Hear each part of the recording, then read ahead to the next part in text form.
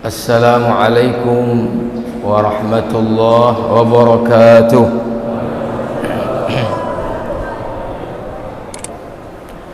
Alhamdulillahilladzi ja'ala as-salata ra'sal ibadat wa ja'alaha afdhalal qurbat.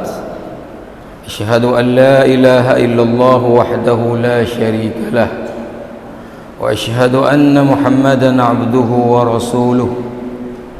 Basyara man adda as-salata liwaqtiha ma'al jamaah bin na'imil muqim wa anzara tarikaha wal mutahawina biha bil 'adzabil alim.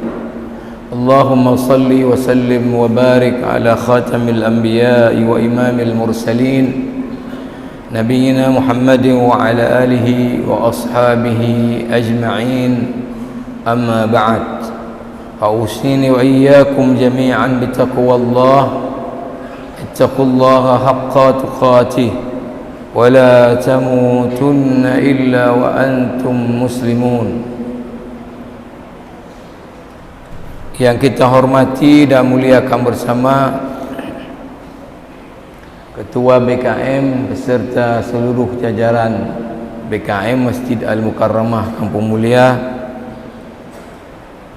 Imam Syekh dan seluruh para imam rawatib, bapa kecil dan seluruh perangkat kampung yang kita hormati dan muliakan bersama, bapak dari unsur Polresta yang berhadir, para jamaah tetap Masjid Al-Mukarramah dan seluruh jamaah PBC yang sudah berhadir di masjid yang mulia ini, dan khususnya anak-anak kita yang sedang mengikuti kegiatan anak-anak mulia di masjid yang mulia ini sebagai upaya untuk bagaimana membuat generasi kita ke depan menjadi generasi yang mencintai masjid, menjadi generasi ahlul masjid. Para jamaah yang dirahmati Allah Subhanahu wa taala, pada hari ini akhi Pak Mairul sedang dinas kantor di Jakarta, dilanjutkan besok dan Selasa dinas Dewan Masjid Indonesia. Maka pada hari ini saya sebelum tausiah mengambil posisi beliau mengumumkan dua buah pengumuman. Yang pertama, seperti biasa yang diumumkan oleh beliau, jumlah tabungan bantuan untuk rumah du'afa dari para jamaah dan para muhsinin donatur yang dikirim oleh Pak Mahirul, tentu sebelum beliau berangkat pada hari Senin tanggal 27 bulan Februari 2023 berjumlah 60.068.000 sekian-sekian 60.068.000 sekian-sekian. Dan seperti biasa Ustaz Erwandi selalu membawa tas ya, siap untuk menerima bantuan untuk rumah du'afa tadi secara tunai berapa yang ada, dan juga tentu kita punya rekening yang khusus atas nama pembangunan rumah du'afa juga bisa untuk kemudian disalurkan melalui rekening. Dan kita tadi malam juga sudah kami bincangkan dengan Pak Uzaim, Pak Jalal, untuk setelah hari raya nantinya ya, dengan uang yang sudah ada 60 ini, sudah setengah ini dari kebutuhan biasanya rumah, akan kita coba nanti untuk keluar sedikit mungkin dari Banda Aceh ini, di Aceh Besar yang dekat juga dengan Banda Aceh, karena kriteria kita yang sulit mungkin ada orang di Banda Aceh ini terutama harus tanah sendiri, sementara banyak orang mungkin yang memang enggak punya rumah sekaligus enggak punya tanah. Sementara harga tanah di Banda Aceh ini sudah 2 juta, 3 juta. Yang kedua tentu yang juga berat adalah apa? Harus ahlul masjid, orang yang jaga jamaah 5 waktu.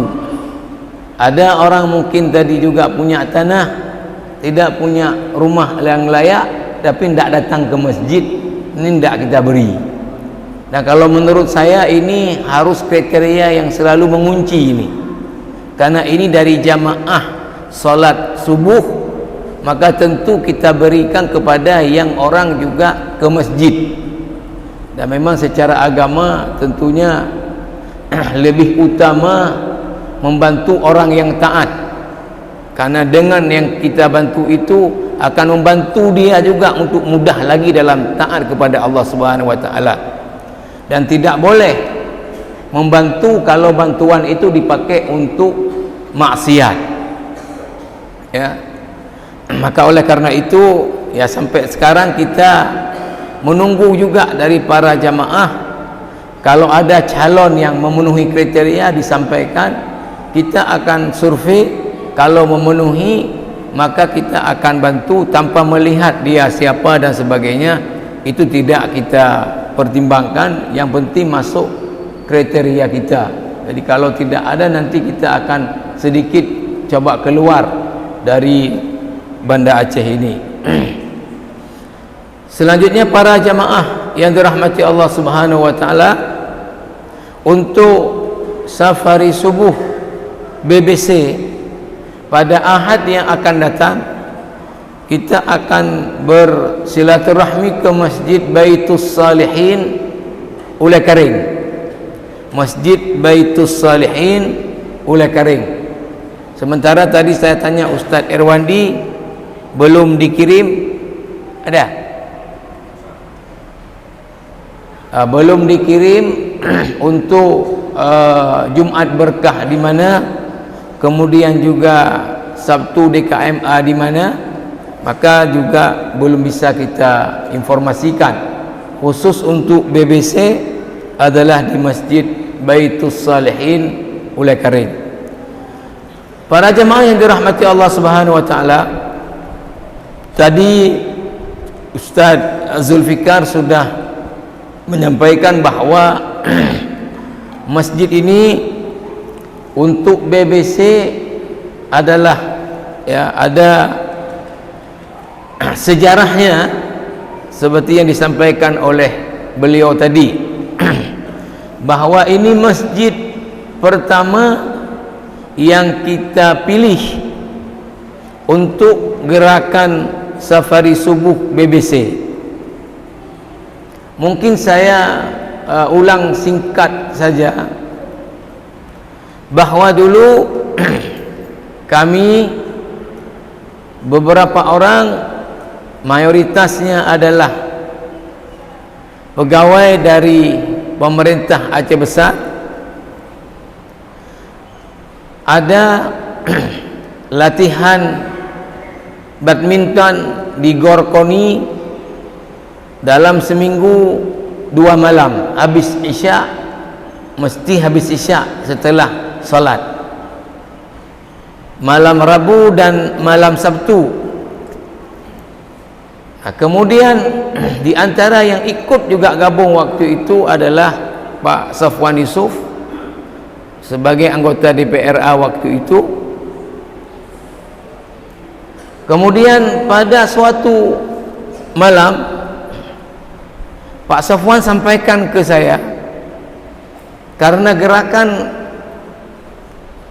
latihan badminton kita itu, ya, sehingga saya diminta waktu itu kasih nama apa kita ini untuk badminton. Saya bilang BBC. Pertama, BBC ini mudah diingat karena ada BBC London, tapi ini kita bukan BBC London, tetapi Brotherhood Badminton Club. Artinya apa? Persaudaraan. Klub badminton yang tujuannya adalah persaudaraan, bahwa maksud dari kita latihan itu pertama adalah untuk sehat. Karena menurut dokter, walaupun kemudian orang yang sudah berumur memang sudah kurang juga cocok untuk olahraga yang namanya badminton karena terlalu berat, tetapi olahraga tentu salah satu cara untuk hidup ini sehat dengan berolahraga. Yang kedua adalah silaturahmi internal para anggota dan juga kemudian dengan berbagai klub-klub yang lain. Maka dulu kami sering ke PIM, sering ke Arun, sampai ke Medan, ke Melabuh, ke Abdia, ke Biren, silaturahmi juga dengan orang-orang tua-tua di sana, bukan yang turnamen. Berikutnya adalah untuk ibadah dengan sehat, kemudian bisa ibadah. Maka waktu itu Pak Safwan satu malam menyampaikan ke saya, ini untuk bagian ibadahnya apa kita buat kegiatan. Sepertinya ini baik kalau kita buat gerakan safari subuh, karena kalau safari Ramadan itu udah selalu ada. Yang belum ada ini menggerakkan orang untuk salat subuh berjamaah ke masjid. Dan di mana-mana kita lihat subuh itu sangat kecil jumlah jamaahnya. Oh, menarik juga, saya bilang boleh itu, ya, boleh.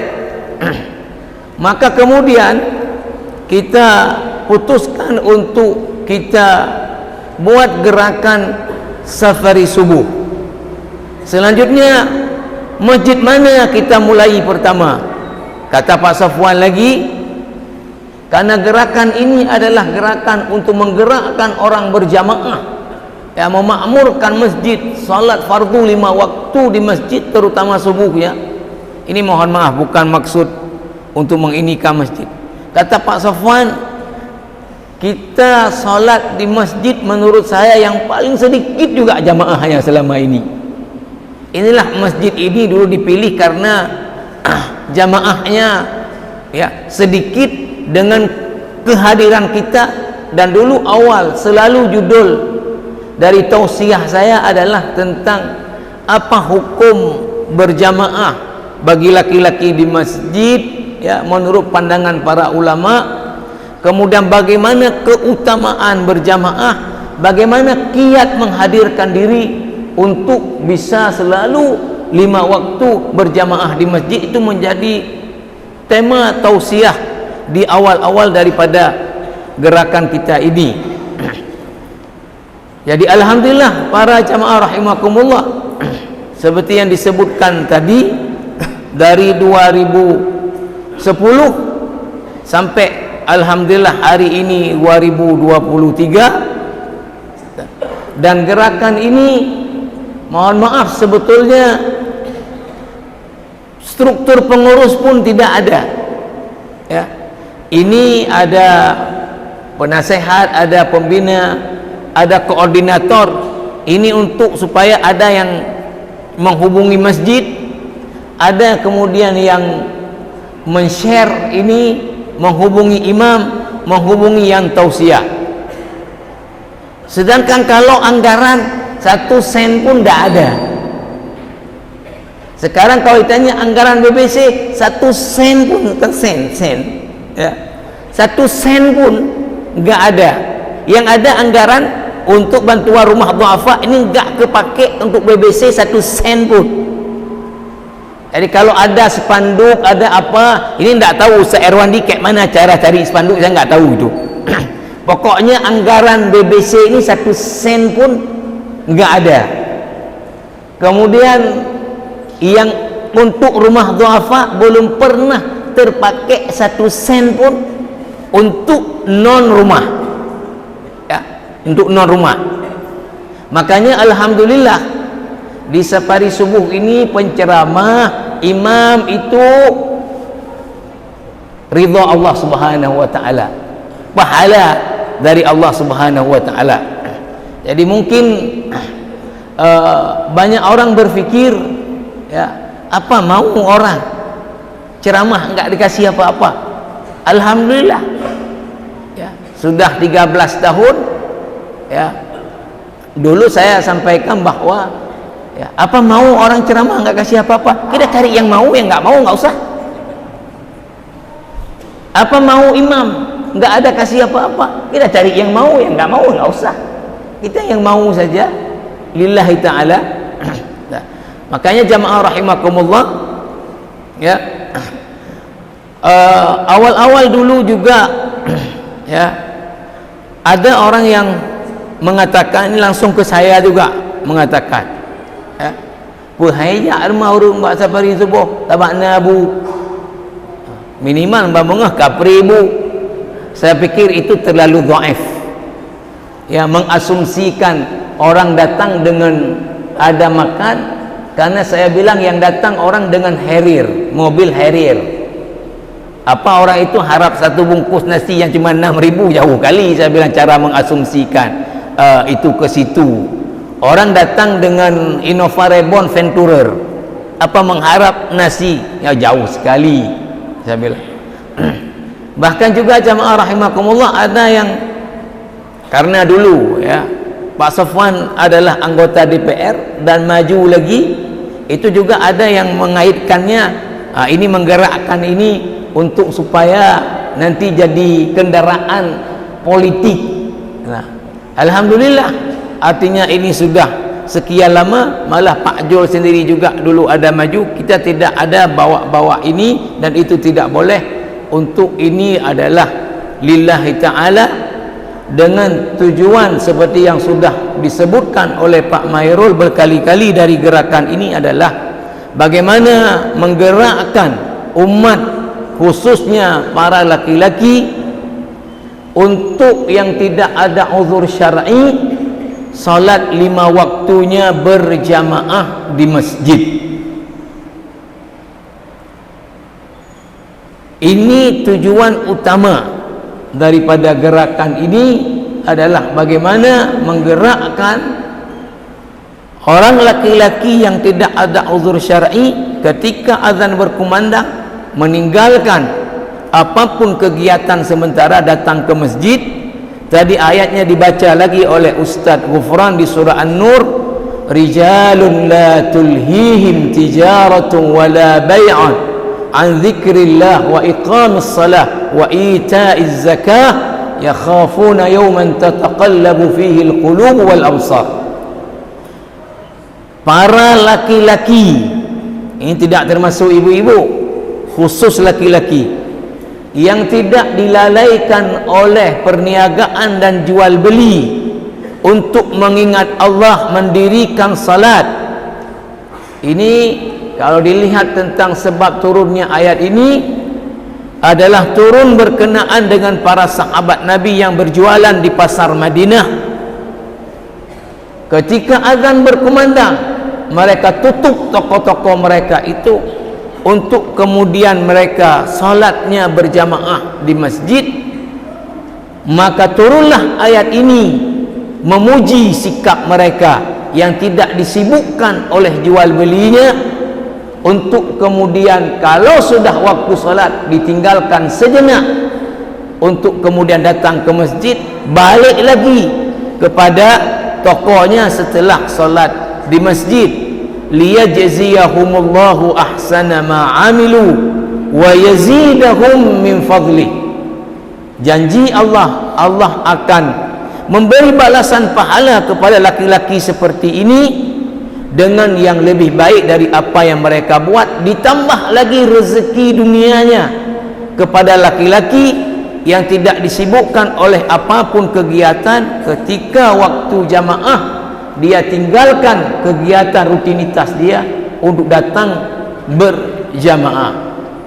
Nah, maka inilah yang menjadi tujuan daripada kegiatan ini.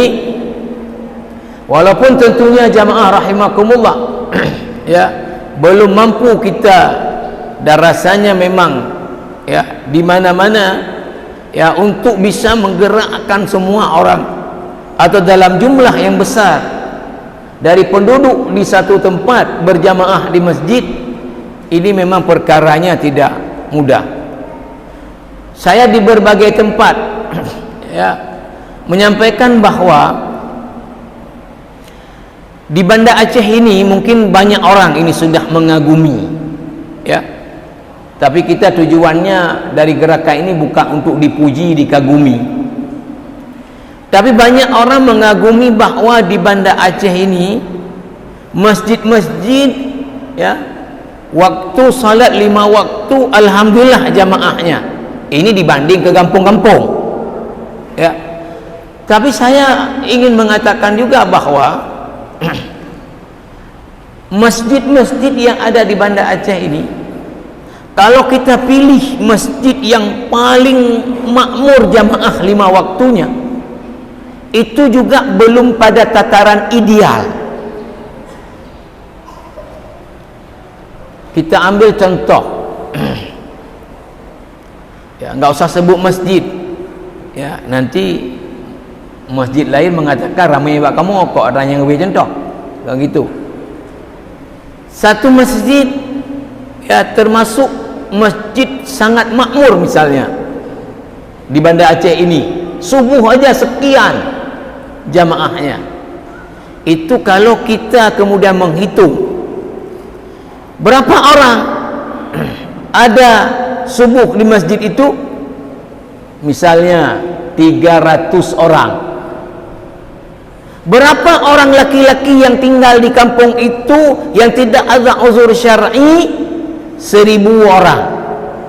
Berarti yang ke masjid masih 30%. 70% lagi juga belum ke masjid. Itu udah kita pilih masjid paling ramai. Baru ideal kita bilang bahwa 70% ya, 70% ke masjid, 30-nya enggak. Jadi dari 1000 laki-laki di kampung itu yang sudah balik tidak ada uzur syar'i, 700 orang subuhnya, 300 orang yang enggak. Ini belum. Nah, kalau boleh saya sebut yang pernah saya saksikan di India, di New Delhi, saya dulu ada 20 hari di Ramadan di India. Karena mereka mazhab Hanafi, perempuan sama sekali memang enggak ke masjid, dalam mazhab Hanafi keras, itu perempuan enggak ke masjid. Maka yang di masjid adalah laki-laki. Ada 5 masjid yang saya pergi ya. Maka ketika sholat berjamaahnya itu seperti lebih kurang Jumat orangnya. Pertama saya pikir ya, ini maghrib ramai kayak biasa juga lah kita maghrib, kemudian isyak ramai, ini subuh sama juga penuh masjidnya ya, penuh masjidnya. Padahal kalau kualitas masjid, mohon maaf, karena India adalah negara yang miskin ya, maka masjid-masjid secara fasilitas sangat-sangat ini, ada yang batanya belum diplaster, kamar mandi dan ininya nanti juga batanya belum diplaster, sederhana sekali, tapi jamaahnya tadi itu ya seperti Jumat. Maka kalau kita lihat sebetulnya ya, di kitab fikih hampir semua ketika membahas tentang apa uzur-uzur syar'i yang boleh seorang laki-laki untuk tidak menghadiri solat berjamaah, itu sama persis dengan uzur-uzur syar'i seorang laki-laki boleh tidak hadir Jumat. Maka menggunakan apa namanya ya, ya kaidah ini seyogyanya solat berjamaah 5 waktu dengan Jumat itu adalah dekat-dekat tadi. Karena alasan boleh tidak hadir berjamaah ke masjid bagi laki-laki itu persis, tidak ada yang kurang, persis sama dengan alasan boleh laki-laki tidak hadir Jumat. Betul, memang kedudukan solat Jumat bagi laki-laki dengan solat fardu berjamaah yaitu lebih tinggi Jumat, ya. Tetapi kalau dilihat dari sisi tadi keuzuran yang membolehkan, itu adalah sama. Maka oleh karena itu jamaah rahimakumullah, ya, paling tidak kita bersyukur kepada Allah Subhanahu wa taala, ya. Dan ini karena Allah yang menggerakkan, ya, kita adalah melakukan usaha yang Allah perintah, mengajak orang. Tapi orang yang kemudian digerakkan untuk datang itu adalah digerakkan oleh Allah Subhanahu wa taala. Maka alhamdulillah, setelah gerakan kita kemudian muncul di berbagai kabupaten kota untuk kemudian gerakan safari subuh, kemudian di kita juga ada gerakan lain yang juga untuk menggerakkan gerakan subuh. Bahkan sekarang alhamdulillah di masjid-masjid pada hari Ahad itu banyak yang ada pengajian sendiri. Di masjid-masjid itu ada pengajian tetap di subuh Ahad. Ini alhamdulillah atas rahmat Allah Subhanahu wa taala. Bukan, sekali lagi saya ulangi, untuk kemudian gagah-gagahan, untuk kemudian cari nama, untuk kemudian apalah, wah BBC itu hebat kali, ya, jamaahnya ramai, wah BBC itu luar biasa. Kita kemudian dari gerakan mencari itu. Nah, kalau itu yang menjadi tujuan, maka apa yang sudah kita buat ini kemudian menjadi tidak ada makna di sisi Allah Subhanahu wa taala. Maka paling penting dari setiap amal itu adalah apa? Membetulkan dulu niat daripada amal. Mesti dibereskan bahwa kita buat itu adalah karena Allah Subhanahu wa taala, tidak dicampur dengan karena yang lain. Maka oleh karena itu sedikit saja untuk menambahkan pada hari ini, saya akan menyampaikan apa yang ditulis oleh Syekh Saleh Al-Munajjid di dalam kitab beliau A'malul Qulub, pekerjaan-pekerjaan hati. Di pembahasannya tentang keikhlasan, itu menjadi pekerjaan hati yang paling utama, dan setiap orang harus bekerja untuk membereskan hatinya bahwa apa yang dia buat adalah karena Allah. Inilah nanti yang akan bernilai daripada ibadah yang dia kerjakan. Tapi saya hanya ingin ambil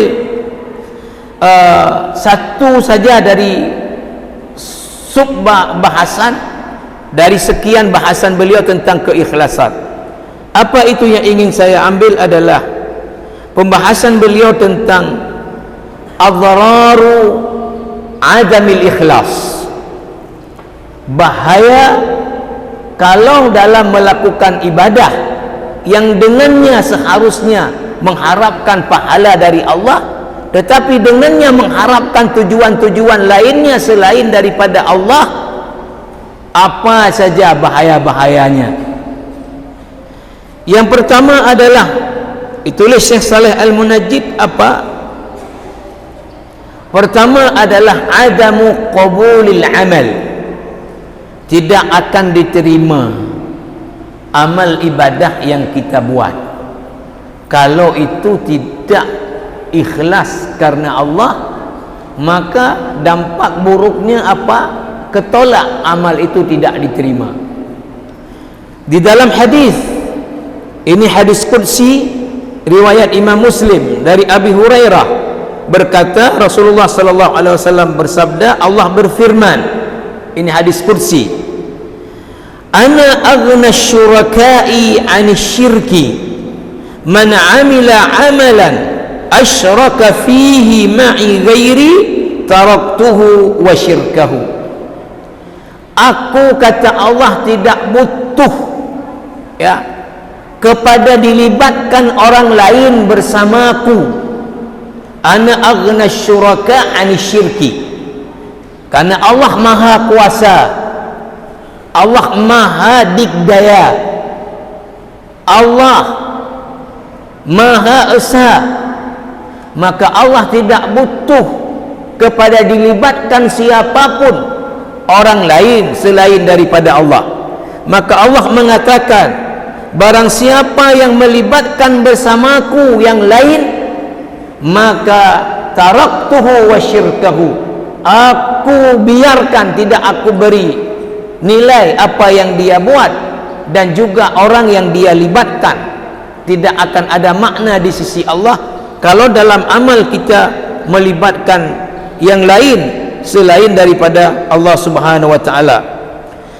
Di dalam hadis dari Abi Umamah Al-Bahili radhiyallahu anhu berkata, jaa rajulun ila Nabi sallallahu alaihi wasallam faqal, datang seorang laki-laki kepada Nabi, lalu orang ini berkata, ara'aita rajulan ghadha yaltamisul ajra wa dhikra ma lahu.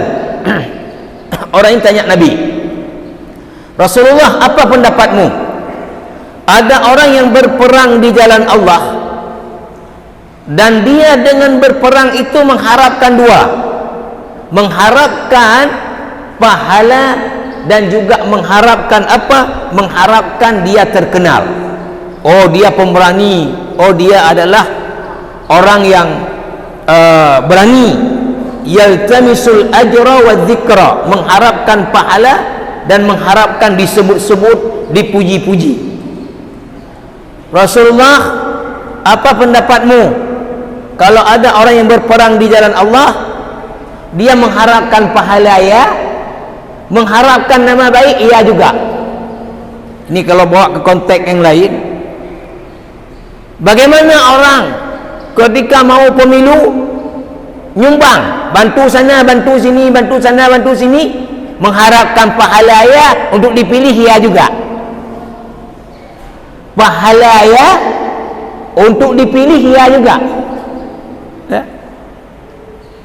Ceramah, ya, mengharapkan pahala, ya, biar populer dan terkenal, ya juga. Ini ditanya kepada Rasulullah oleh seorang sahabat, kata Abu Umamah Al-Bahili, apa tanggapan Rasulullah? Qala Rasulullah sallallahu alaihi wasallam, la syai'a lahu, tidak dapat apa-apa dari pahala, tidak dapat apa-apa dari segi pahala. Fa'adaha thalatha marratin, sampai 3 kali diulang-ulang, tak dapat apa-apa dari pahala, tak dapat apa-apa dari pahala, tak dapat apa-apa dari pahala. Yaqulu lahu Rasulullah sallallahu alaihi wasallam, la syai'a lahu, tak dapat apa-apa. Thumma qala, kemudian Rasulullah mengatakan, innallaha la yaqbalu minal amali illa ma kana lahu khalisan wa btughiya bihi wajhu. Sesungguhnya Allah tidak menerima mana-mana amal kecuali itu adalah ikhlas karena Allah dan mengharapkan pahala yang dijanjikan oleh Allah Subhanahu wa taala. Hadis ini riwayat Imam An-Nasa'i, derajat hadis ini adalah derajat hadis yang sahih. Kemudian jamaah rahimakumullah, akibat yang kedua yang buruk kalau tidak ikhlas dalam amal adalah apa? Dhiya'u thawabil amali wa ajrihi, yaitu hilangnya pahala dari amal. Pertama tadi ketolak, tidak diterima amalnya. Yang kedua adalah tidak dapat pahala dari amal yang dikerjakan.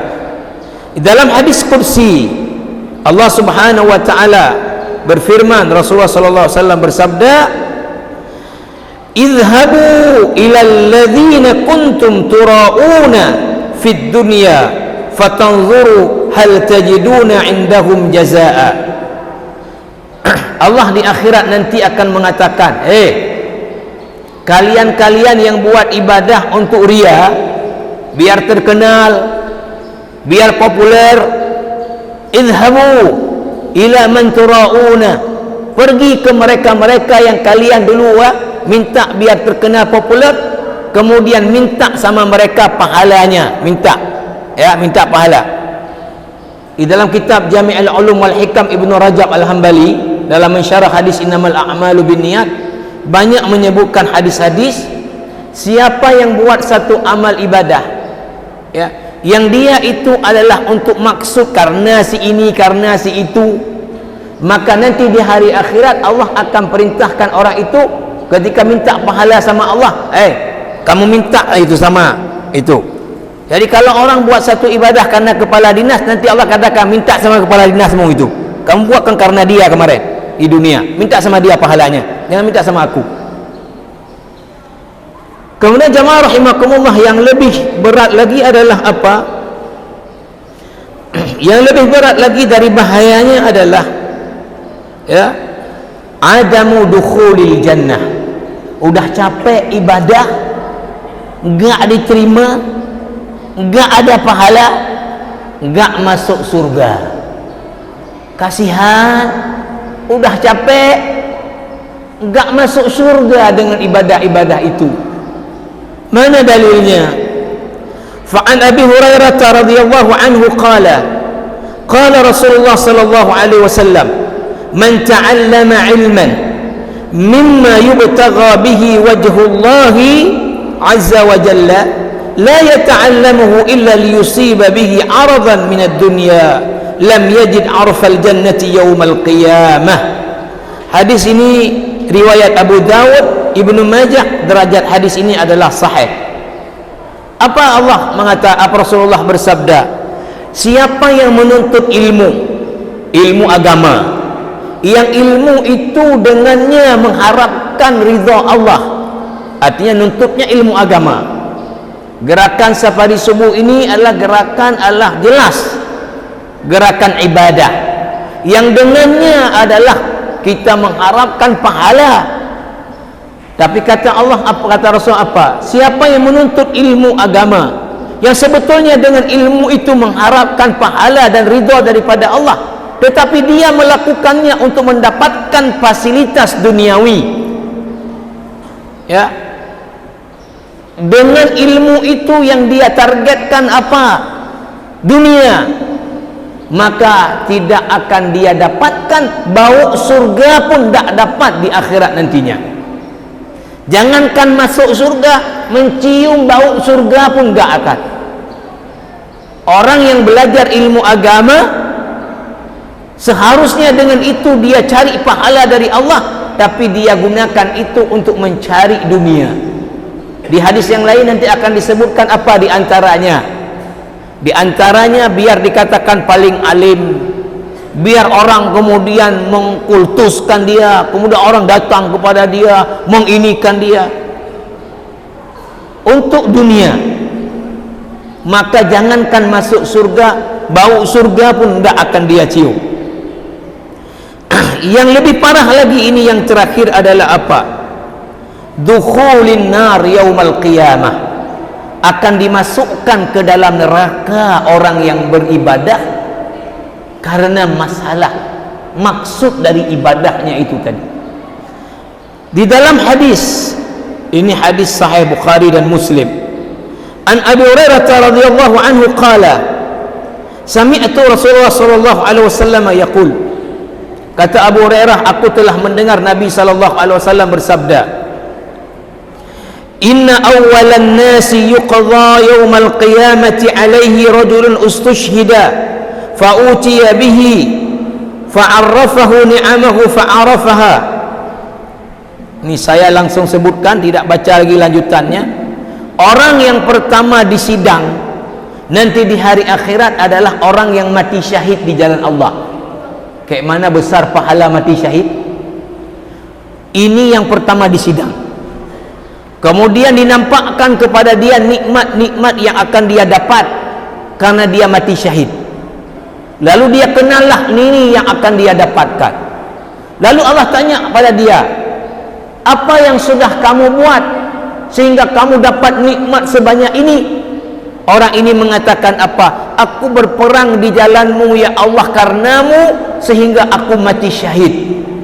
Apa kata Allah kepada orang ini? Qala kadzabta, kamu bohong. Bohong kamu. Kamu kan berperang biar dikatakan pemberani. Ini satu. Yang kedua, orang yang belajar ilmu, mengajarkan ilmu, orang yang belajar Al-Quran, mengajarkan Quran, lalu di hari akhirat nanti didatangkan di hadapan Allah, dinampakkan pahala-pahala yang akan dia dapat. Lalu kemudian Allah tanya, apa yang sudah kamu buat di dunia sehingga dapat kamu nikmat sebanyak ini? Orang ini mengatakan, saya belajar ilmu, mengajarkan ilmu, baca Quran, mengajarkan Quran karenamu ya Allah. Kata Allah apa? Bohong kamu. Kadzabta, bohong kamu. Kamu belajar ilmu, mengajarkan ilmu biar dikatakan alim. Kamu baca Quran, mengajarkan Quran biar dikatakan qari. Yang ketiga adalah orang yang diberi oleh Allah banyak harta, lalu kemudian dia infakkan hartanya di jalan-jalan yang Allah perintahkan, sehingga dia ketika meninggal tadi dihadapkan di hadapan Allah, dinampakkan nikmat-nikmat yang akan dia dapatkan. Allah tanya, apa yang sudah kamu buat? Ya Allah, saya infakkan harta saya di seluruh jalan yang engkau perintahkan ya Allah, dan itu karenamu ya Allah. Kata Allah, qala kadzabta, kamu bohong. Kamu infakkan biar dikatakan kamu dermawan. Ketiga orang ini dilemparkan ke dalam neraka. Yang paling menarik ini baru saya temukan dalam kitab Syekh Saleh Al-Munajjid dari seorang tabi'in, Syafi' Al-Asbahi, menceritakan bahawa apa? Ketika beliau datang ke Madinah, masuk ke Masjid Nabawi, lalu mendapati sebuah halaqah pengajian, itu dikerumuni banyak orang. Lalu beliau kagum, ini siapa yang memberi kajian dikerumuni banyak orang? Lalu dia tanya orang di situ, siapa ini? Abu Hurairah. Ya, maka dia kemudian duduk mendekat di depan Abu Hurairah yang sedang memberi kajian. Setelah selesai pengajian dan Abu Hurairah sudah diam, kemudian orang-orang juga sudah selesai, beliau kemudian mengatakan kepada Abu Hurairah, tolong sampaikan kepada saya satu hadis yang engkau telah ajarkan orang, hadis itu telah engkau syarahkan hadis itu kepada orang. Baik, kata Abu Hurairah. Sebelum menjelaskan hadis, membacakan hadis itu kepada Syafi' Al-Asbahi, pingsan Abu Hurairah. Pingsan. Ketika beliau sudah sadar dari pingsannya, kemudian dibilang lagi oleh tadi Syafi' Al-Asbahi, ya, tolong sampaikan saya satu hadis yang engkau telah ajarkan orang hadis itu dan engkau telah syarah hadis itu. Baik, kata Abu Hurairah, ketika mau menyampaikan pingsan lagi Abu Hurairah. Sampai 3 kali Abu Hurairah pingsan. Kenapa? Karena beratnya isi hadis itu. Beratnya isi hadis tadi. Belajar ilmu agama, mengajarkan ilmu agama, tujuannya adalah karena dunia. Allah katakan bohong kamu dan ditendang ke neraka. Jadi orang-orang yang buat amal-amal yang sebetulnya dengan amal itu mengharapkan pahala akhirat, tapi dia gunakan itu untuk mendapatkan fasilitas dunia, ditendang ke neraka oleh Allah Subhanahu wa taala, wal iyazu billah. Maka Abu Hurairah 3 kali pingsan sebelum membacakan hadis itu karena takut dengan isi daripada hadis tersebut. Mudah-mudahan ada manfaatnya. Subhanakallah bihamdika asyhadu an la ilaha illa anta astaghfiruka wa atubu ilaik. Wassalamualaikum warahmatullahi wabarakatuh.